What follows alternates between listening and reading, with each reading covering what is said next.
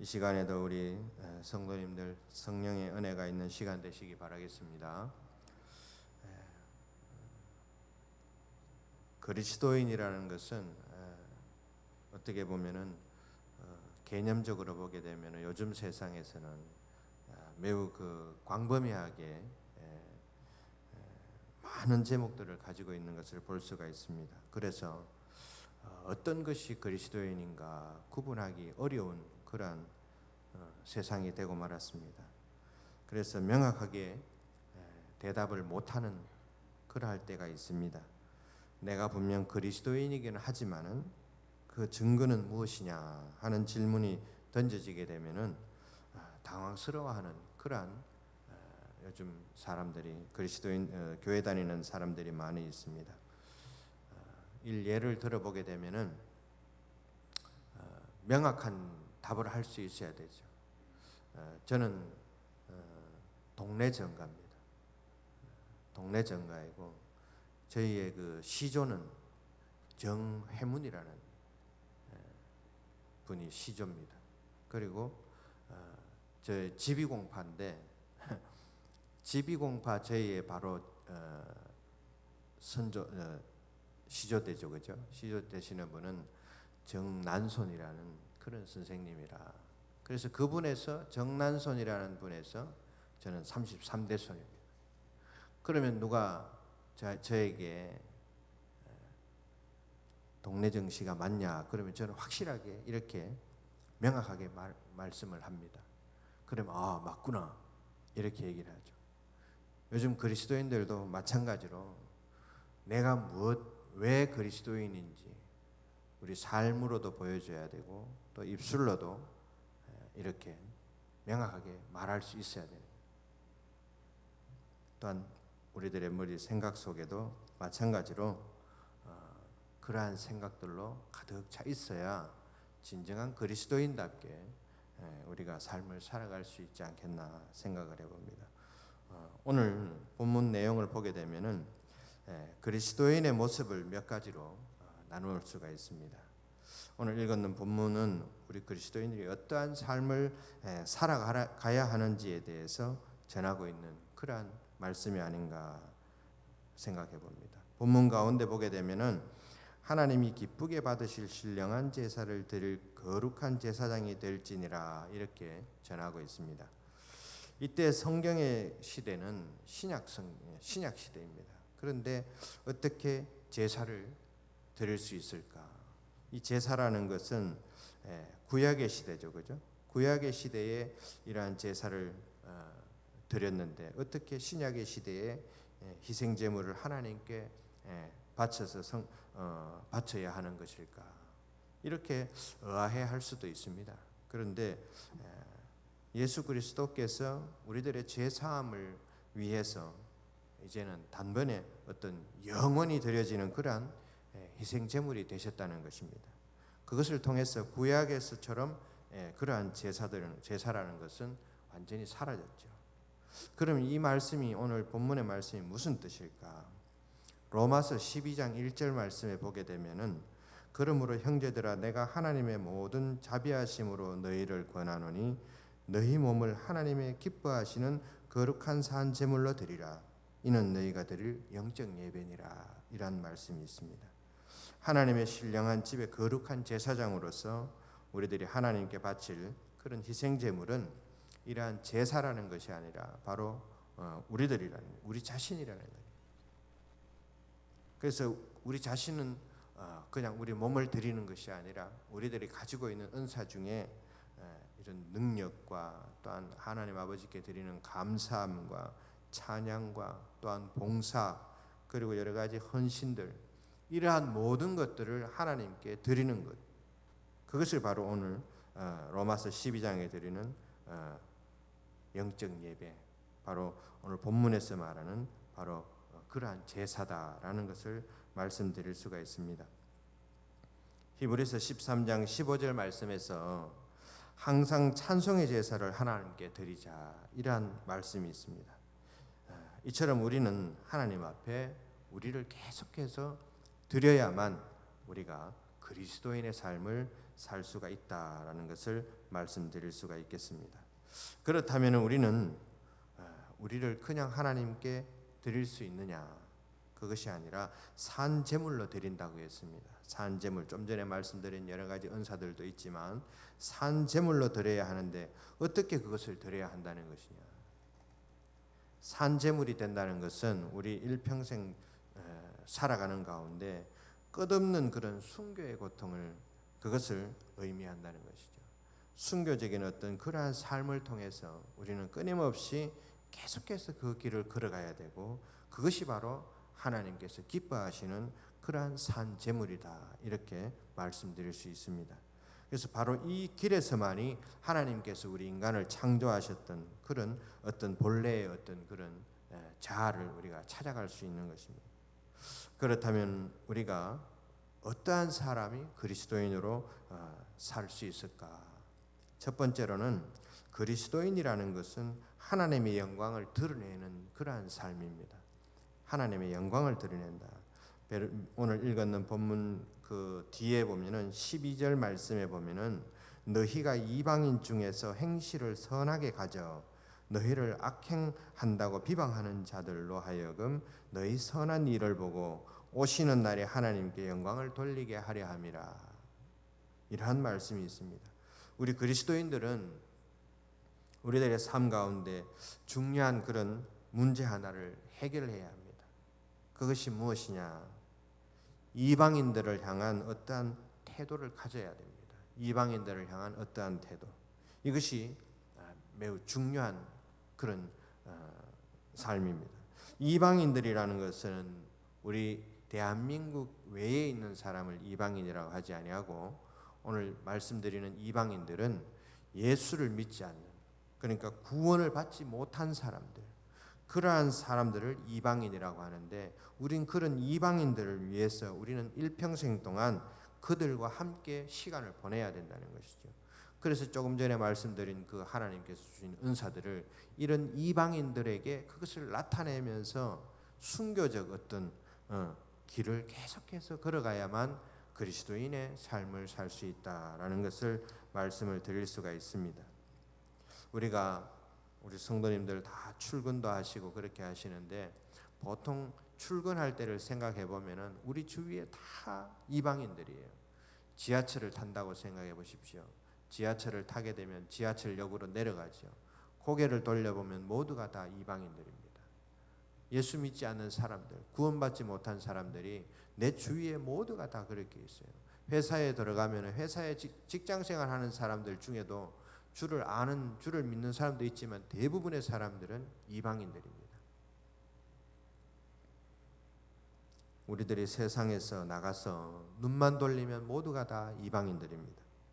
그들 가운데서 선한 일을 해서 그들이 그리스도인에게 적대감을 가지지 않고 오히려 감동받을 수 있도록 그렇게 살아갈 수 있도록 해주는 것, 그것이 바로 우리 그리스도인들이 해야 하는 것이고, 그 가운데 우리는 그들이 예수 그리스도의 복음을 받아들일 수 있도록 그들을 준비시켜 주는 것, 그런 도구로 우리는 사용되는 삶을 사는 것이 그리스도인의 삶이다라는 것입니다. 오늘 12절 말씀 하반부에 보게 되면은 오시는 날이라는 말씀이 있습니다. 오시는 날. 12절 말씀에 선한 일을 보고 오시는 날에 하나님께 영광을 돌리게 하려 함이라, 이러한 말씀이 있습니다. 이것을 풀어서 말씀을 드리면 이 땅 가운데 환난이 일어나는데, 그러니까 이것은 무슨 말씀이냐면 주님이 심판하러 오시는 그날을 얘기하는 것입니다. 이사야 10장 3절 말씀에 보면은 하나님께서 이러한 심판의 날이 되면 너희들은 누구에게 도망하고 누구에게 도움을 구하겠느냐라고 말씀하시는 것을 볼 수가 있습니다. 그때가 되면 하나님께 영광 돌리는 날이 오게 될 것이라는 것이죠. 바로 그 날을 오늘 12절 말씀에 오시는 날, 바로 그 날이 아닌가, 그렇게 말씀드릴 수 있습니다. 그렇다면 그들 이방인들을 마지막 심판의 날에 하나님께 영광 돌리게 하기 위해서는 우리가 믿음 안에서 올바로 살아야 하지 않겠느냐, 그러한 말씀입니다. 그들의 목전에서 성실한 삶을 보여주고 또한 성실한 믿음의 삶을 살아갈 때 그들이 우리들을 보고 감동을 받는 것이죠. 그래서 오늘 2장 5절 말씀에 있는 것처럼 신령한 제사를 우리가 그렇게 드리게 된다는 것입니다. 그렇게 해서 예수 그리스도의 증거를 확실하게 그들에게 제시할 수 있는 것입니다. 확실하게 제시했을 때 그 사람들은 저 사람이 그리스도인이 맞구나. 제가 동네 정가가 맞구나 하는 것처럼 저 사람이 그리스도의 확실한 그리스도인이 맞구나. 그러한 것들을 깨달으면서 이 마지막 오시는 날에 이들은 하나님께 영광을 돌리게 된다라는 것을 말씀드릴 수가 있습니다. 우리 성도님들도 마찬가지로 세상 가운데서 성실하고 정직한 그러한 삶을 살아가시고 또한 그러한 믿음들을 삶을 통하여서 이방인들에게 주님의 나라를 나타낼 수 있는 그런 삶을 살아갈 수 있기를 바라겠습니다. 두 번째로는 그리스도인이라는 것은 고난을 즐거워하는 자가 그리스도인이라 할 수가 있습니다. 이 말씀은 베드로전서 오늘 12절 말씀도 말씀을 드렸지만 12절에서 13절 말씀에서 보게 되면 사랑하는 자들아 너희를 연단하려고 오는 불시험을 이상한 일 당하는 것 같이 이상히 여기지 말고 오히려 너희가 그리스도의 고난에 참여하는 것을 즐거워하라.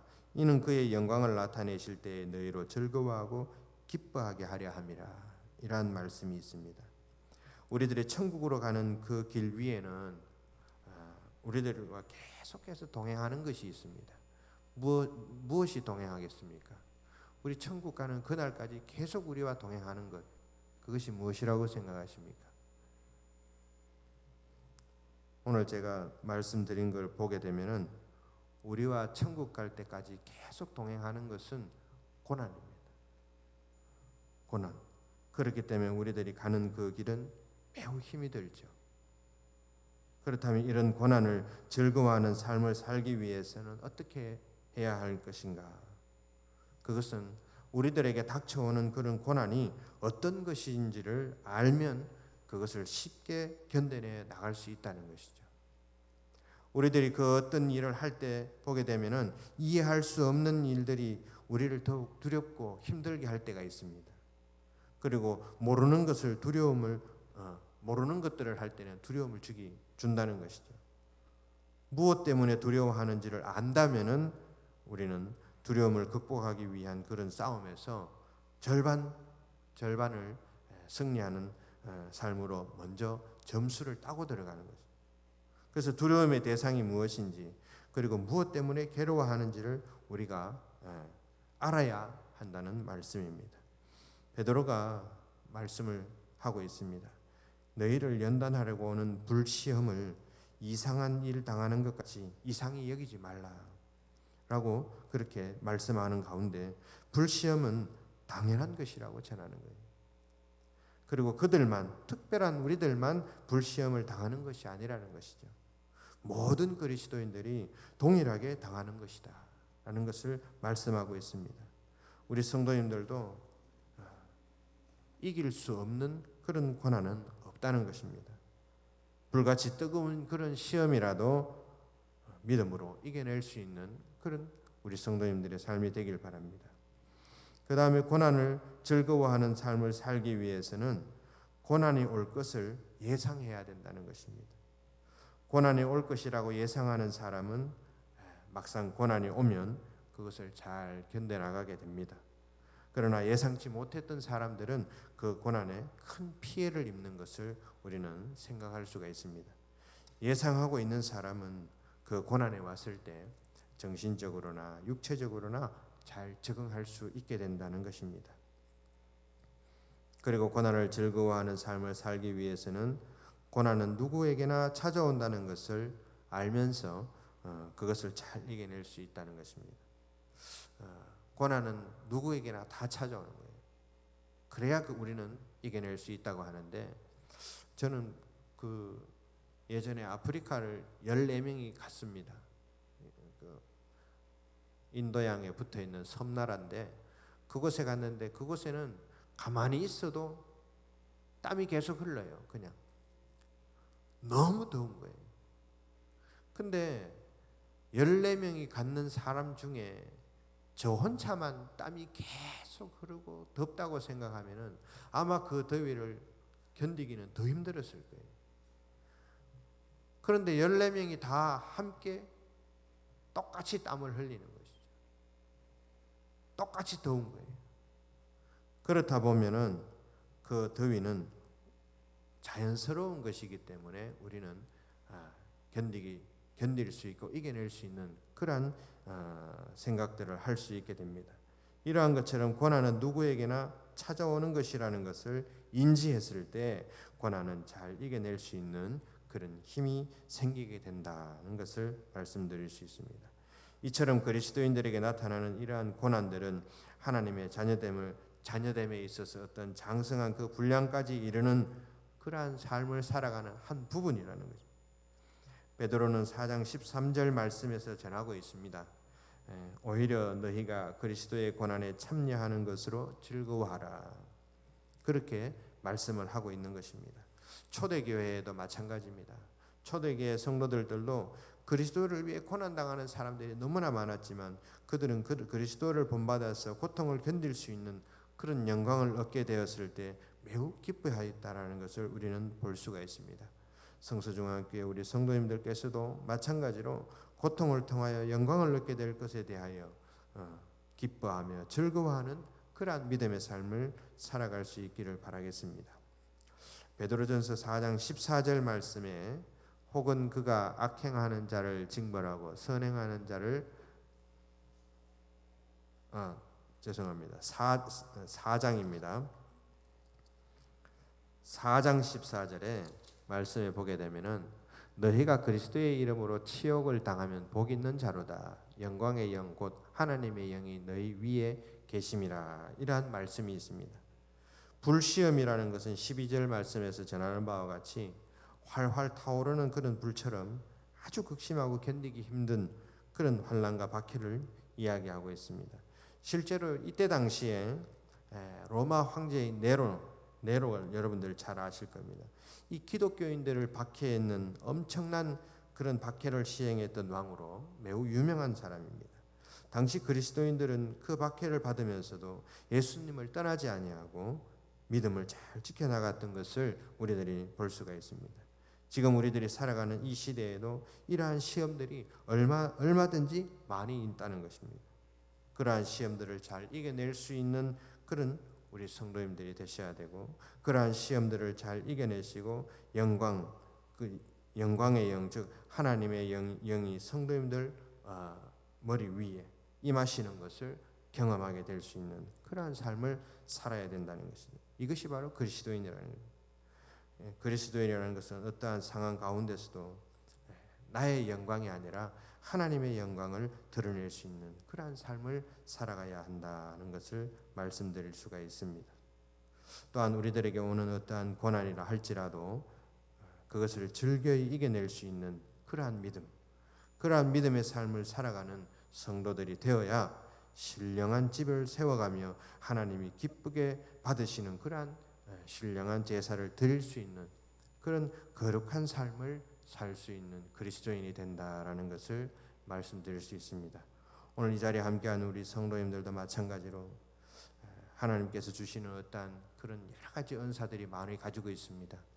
그러한 은사들을 이방인들에게 마음껏 펼치시고 그것을 통하여서 그 이방인들이 예수 그리스도께 영광을 돌릴 수 있도록 해주는 그러한 도구의 역할을 충실히 이행할 수 있는 그런 우리 성서중앙교회 성도님들이 될 수 있기를 간절히 바라겠습니다. 기도하겠습니다.